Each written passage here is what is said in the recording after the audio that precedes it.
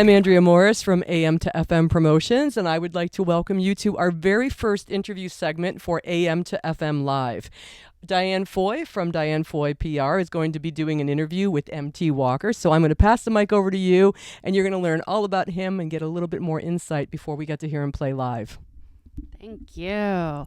So I am Diane Foy. I have a podcast called Sing, Dance, Act, Thrive, and I am a creativity coach and marketing coach for artists and actors. And way back in the day when I was first starting doing publicity, one of my first bands was Turn Off the Stars that I worked with. And so we've recently reconnected. Yeah, reconnected. It's been great. Yeah, through Kensington Sound, where we are. So you have a new album out. I do, yeah. So, the album was kind of a long journey, but it was a great journey. And Ben Pelche, who produced it at Kensington, he's a great guy, great friend of mine. And we kind of just went into the studio. He asked me to come down and just do maybe one or two songs, just like a demo.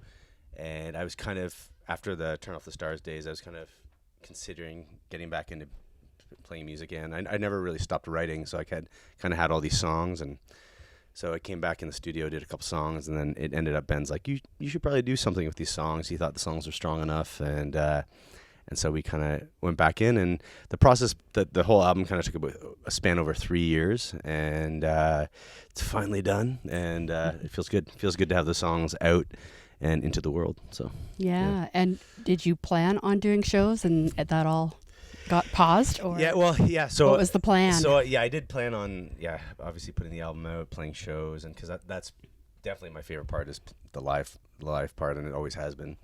And being said, I do love being in the studio, and kind of it's a whole other art form, crafting the songs and having them come across a certain way. But I miss the live aspect of it. I've had a couple opportunities to play. I did a Facebook Live kind of virtual launch of my album.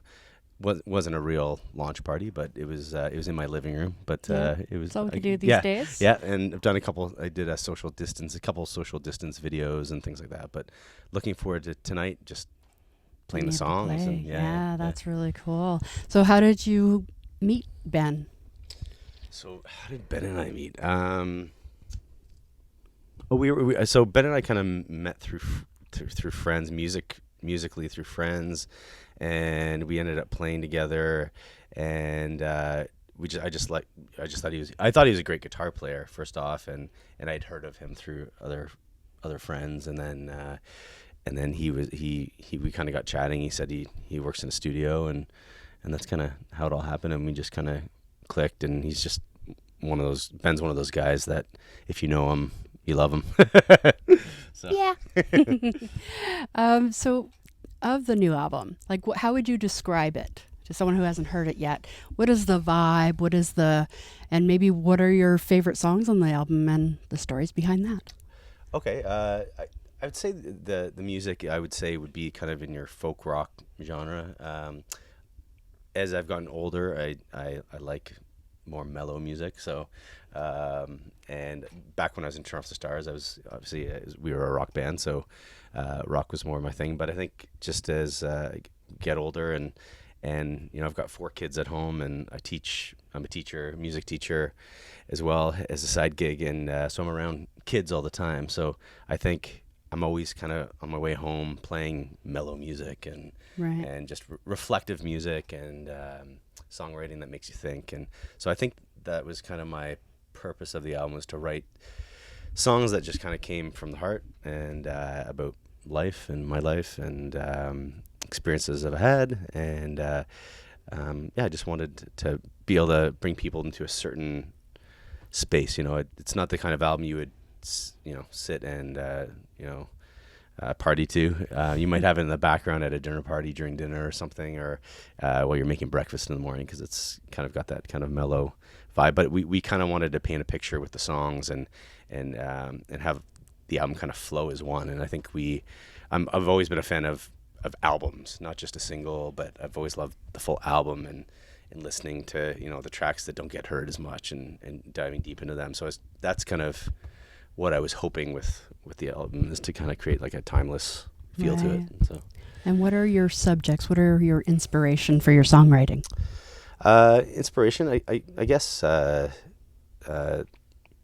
all sorts. I guess part of it is just, part of it is my family, my relationship with my wife, love, doubt, questions about faith, the good times and the bad, and I do a lot of writing. A lot of my writing comes out of lower moments, and not only songs are super depressing, but it kind of brings me out of those moments, and I find when I'm kind of at a lower state, that's kind of when for some reason the creativity comes out, and so that's Is it like a healing process? Yeah, it's a healing process. It's when I've had I feel like there's too much on my plate, or I just need to feel something. I feel when I pick up the guitar, and it just kind of something comes over you, and you just kind of it's definitely healing for sure. Yeah. And are most of the songs written just by you, or do you have any co-writers? So this album, all the songs written strictly by me. Since then, I've written with a couple other people, and that's been an interesting process. I've never been a huge co-writer. Not that I'm against it. I just have never really done it, and so it's been interesting to see how that works, and I'm still kind of learning how that works. So yeah. And what about the recording process? Who were some of the musicians that you worked with? Okay, yeah. So I actually had really good musicians on the album. Chris Sutherland played drums, and he's just one of those guys. Like during we did a video, I guess 2 months ago, just a social distancing video, and when I watch back, I kind of just watch him, just because he just makes it look easy, but it's what he plays is not easy. So he's just a fantastic drummer. Ian D'Souza played bass, and he's incredible. Again, I remember just sitting in the studio, just watching his fingers, and just the tones he's able to get out of the bass was pretty remarkable.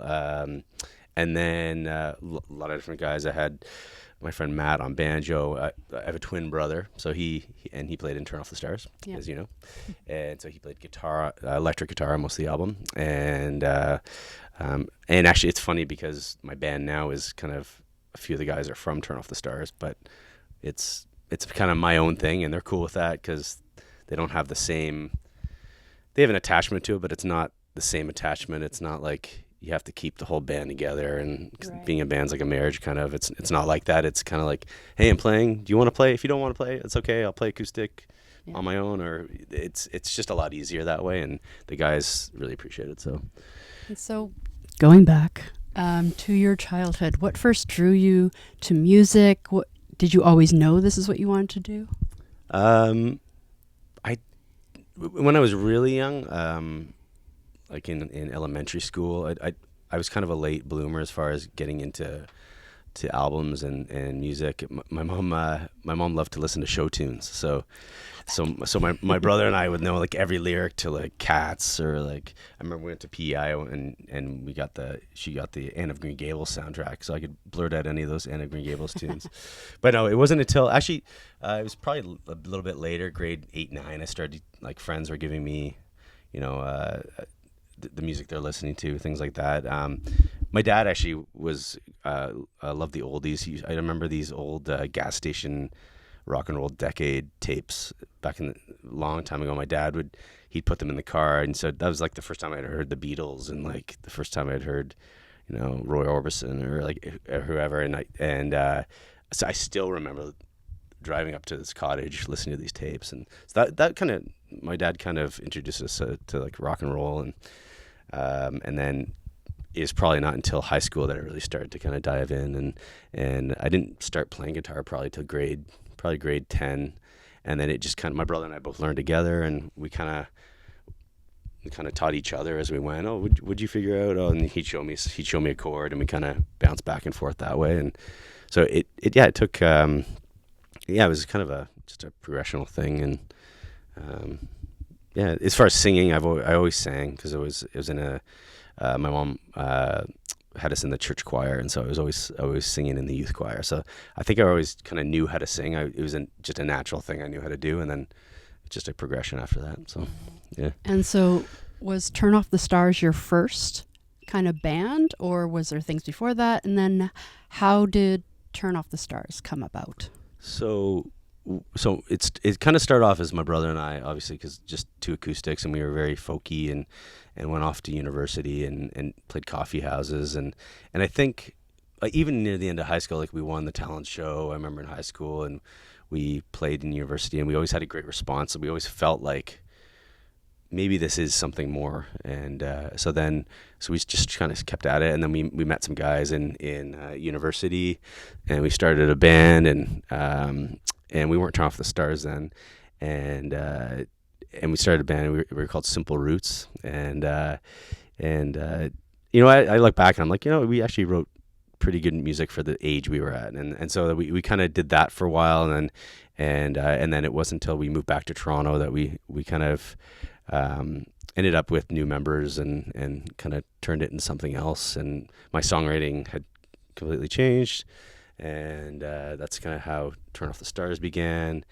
And then you go through that whole time period, and then after that was done, you kind of, I don't know, you change as you grow and get older, and to where I am now. Writing with your brother at that time, or did you write all the songs with Turn Off the Stars? Mainly, I would say mainly I wrote most of the songs. There was a couple songs that my brother and I wrote together, and but my brother is the fantastic thing about our relationship is that even now, if I have a tune that I think is good, I can bounce it off him, and he's just kind of a loyal and person to bounce it off. And I know he'll tell me the truth if it's no good, or so he's still kind of a part of the process, because he's not writing it, but he might give me a few tips or something what he thinks, but he'll definitely let me know if it's a good song or not. So, yeah.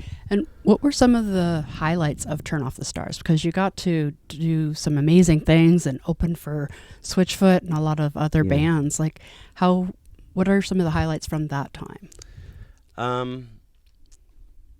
Again, I would say just the playing live was what we all loved, and getting in a van with your buddies and you know, seeing all of Canada, a bit of the States, but there were certain shows that we all have, like, that we really remember that were awesome. The Switchfoot ones were great. I remember doing a show. Our bass player Jake, it was his very first show. We were talking about this the other day.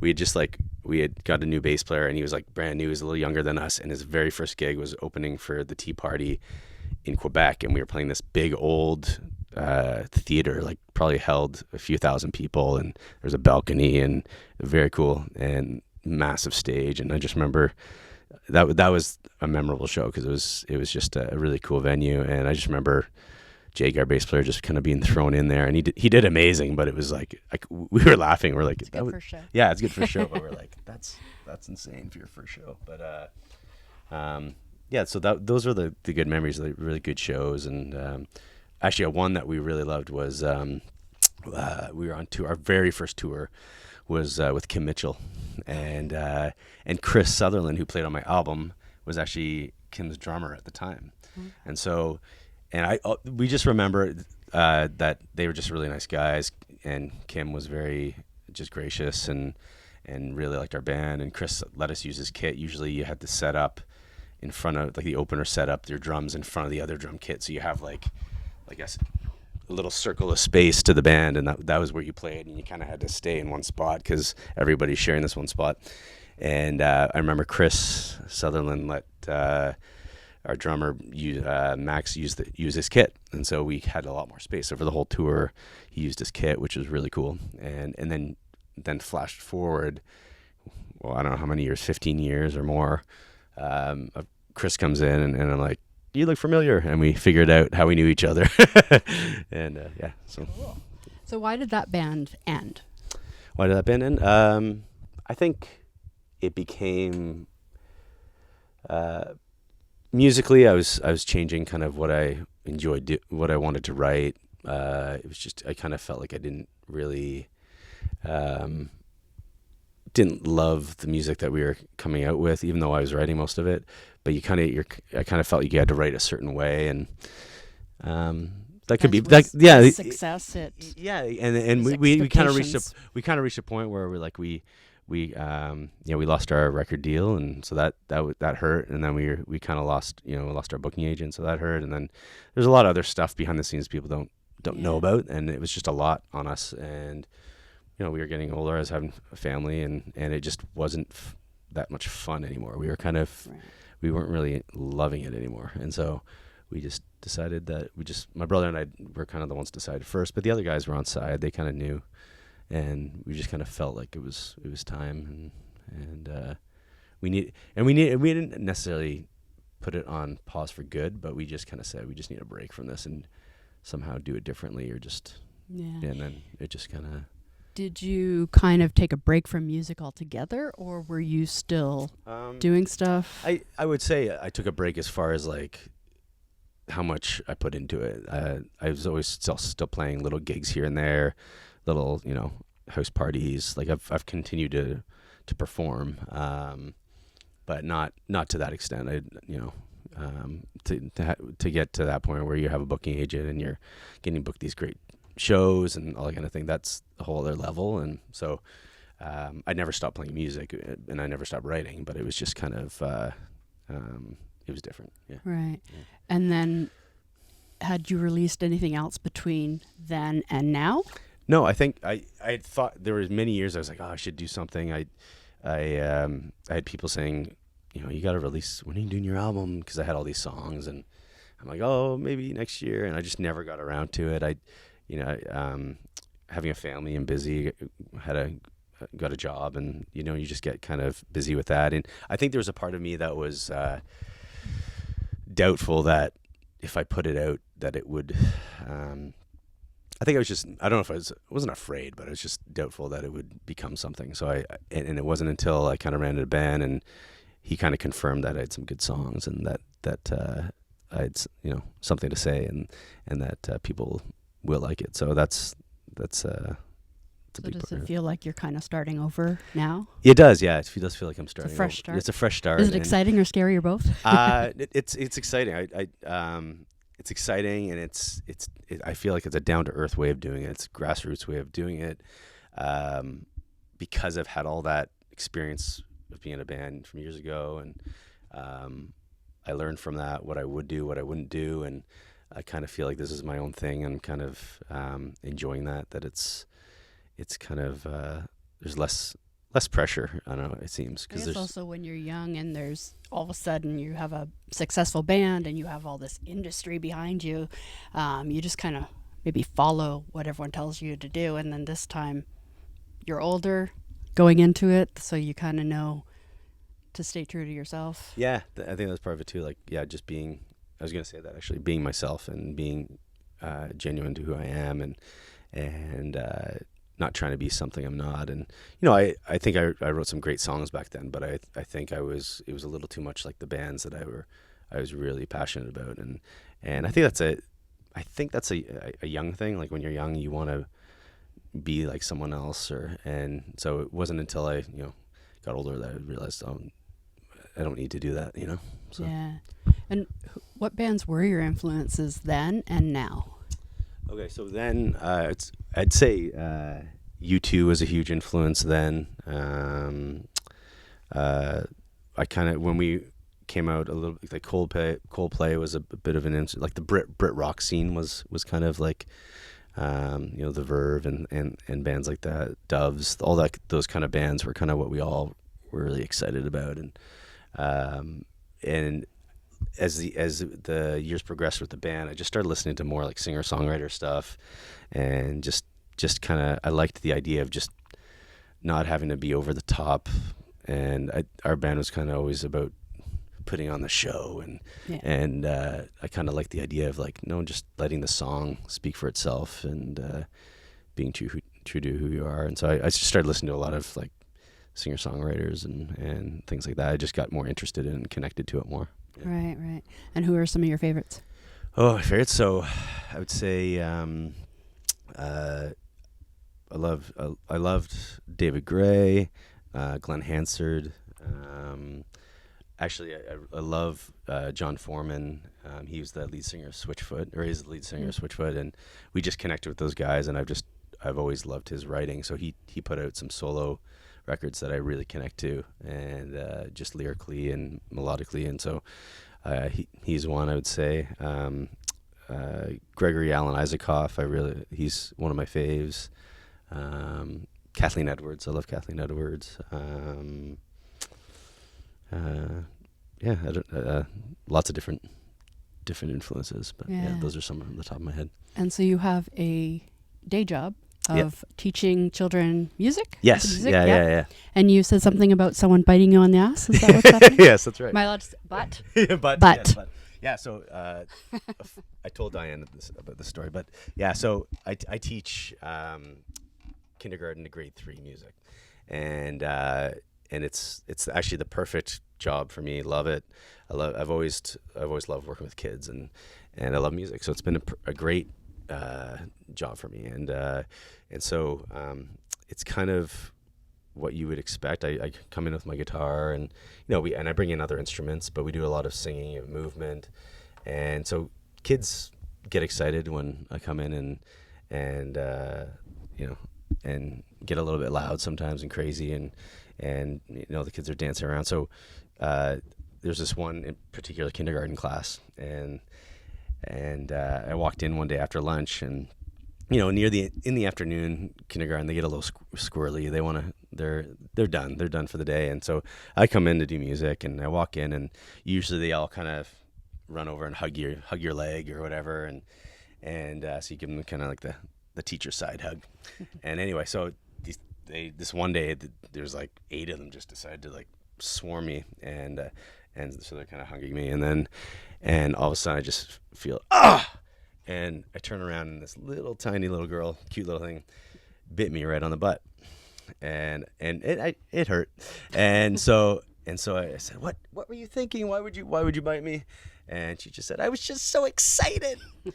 And so anyway, so there's a lot more funny stories with that, but anyway, that was our first experience for being bit on the butt, and so that's. I'm hoping my music gets. Teaching so much. Yeah, that's right. Yeah. So, but at an MT Walker gig, I really don't think people are going to come and do the same thing. So I think I'm safe. Yeah. So, have you faced there's a lot of less and less music in the schools? Have you faced that?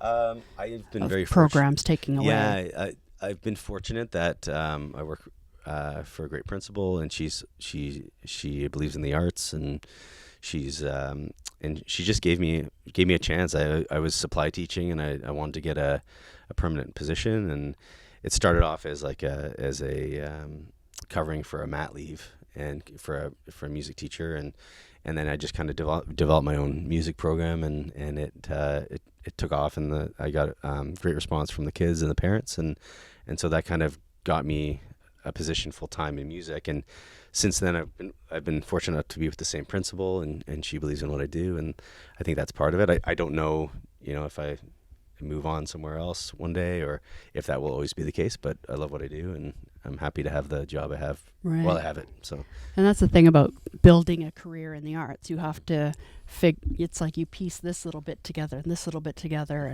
and you could do your performing, you could do recording, and you could do your teaching. You can also teach online now.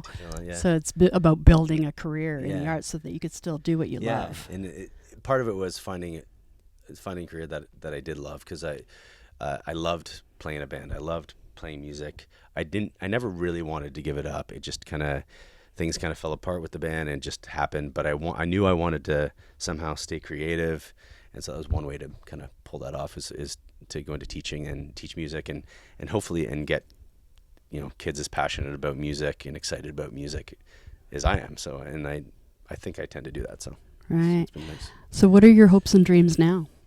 Hopes for and your dreams music? Now, from my own music, I think I've always respected different artists, and when I sit down and listen to a record, and how it can kind of change the way I think, change the way I feel, give you goosebumps or make you cry, or all these things. I think I always wanted to be able to do that for other people, and I've wanted to reach other people in a deeper way. And I think that's the main purpose of why I do it, is I want people to take something good from it, and to make them feel good on a bad day, or take them somewhere else. And so that's my main goal. Again, I love playing shows, so I'd love if my audience grew bigger, so I could play bigger shows. That'd be great. But I'm trying to enjoy the journey more than what's to come, so, because maybe nothing's to come, but maybe there is. So I that's one thing that I remember when I was back in my band. I didn't live in the moment as much and enjoy each step we took. I always kind of was like, okay, what's next? We got to do this because we got to get here, and we got to do this. Now it's, no, this is cool. I enjoy this. I can enjoy every part of it, Yeah. Usually one of my final questions is, what is your why? So that was kind of what you were saying there. And is there anything else about that? It's like, why do you do what you do? What is your motivation? What keeps you doing it, even if there's, struggles along the way? What is the driving force that keeps you going? I think I love creating. I love writing a great song. I love to see how it affects them. And I love to perform live. Like when I get in that mind space of being live, I just kind of get lost in the music, and it takes you somewhere else, and it eases whatever stresses you have. And I think that's the why I keep doing it, because it's not one of those jobs you do because you're getting paid really well for it. It's you're doing it for the love of the art. You're doing it for the love of the music, and that's why I do it, and that's why I've always really done it. But right. And so where can people find you online? So online, mtwalkermusic.com is my website, and then I'm on Facebook under MT Walker, m.t.walker, and on Instagram, m.t.walker as well. And I've got some videos on YouTube. Got more coming up, and I'm on my albums on Spotify, Amazon, Google, all the platforms, and so it's available. So cool. Yeah. Well, I'm looking forward to seeing you play, and we'd like to thank sponsors. So Niagara Falls Craft Distillers, Great Lakes Brewery. I can't even say it. I don't drink beer. I can't even say Brewery. There we go. There we go. And Kensington Sound, and AMTOFMLIVE, and anything else you want to say? Yeah, just thanks everyone for having me tonight. Looking forward to playing, and thank you, Diane, for the interview and taking the time. I really.